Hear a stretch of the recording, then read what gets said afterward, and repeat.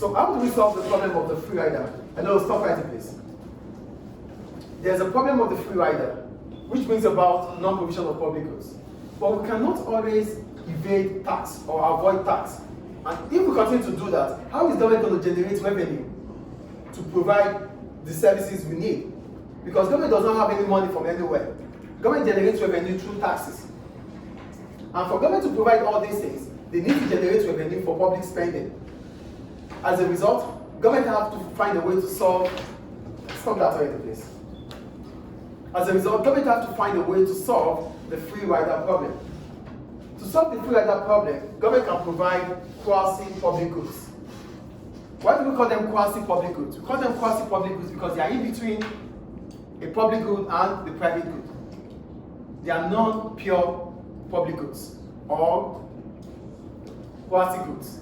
We call them quasi-goods because they are not strictly private and they are not strictly public. They are in between. Do you get the point I'm making here? Yeah. So, the only way to solve the problem of a free rider is to provide quasi-public goods. That is the point there. So by providing quasi-public goods, it means one way or the other we pay for certain things that does not look public or private. That's why I made the example of the subscription on TV channels. There's always going to be TV channels that are free. Yes or no? But there are some channels that for you to watch them, you have to pay subscription on them. Yes. So these are quasi-public goods. The toll gate that you have to pay for. Though some people might pass by, they might bypass it. But in as much as certain individuals can be forced to pay for them, they are quasi-public goods. So the only way to solve the free rider problem is to provide what? Quasi-public goods.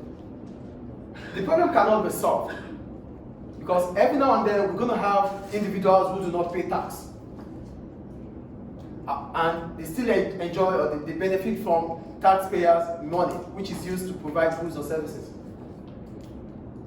Do we understand non-provision for public goods here? Non-provision for public goods is talking about why we might not have defense, police service, street lighting, judiciary, or the prison service if it is left in the hands of the private sector. If it is left in the hands of the private sector, because it's the private sector, they want to maximize profit. They want to make profit. They won't provide these things. Why won't they provide it? They won't provide it because of the free rider.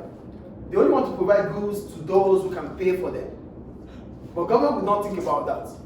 Government will make the availability of the street light, irrespective of you pay tax or not paying tax. And government cannot stop you from using the street lights. So for government to stop that, government might find a way to use a quasi-public good.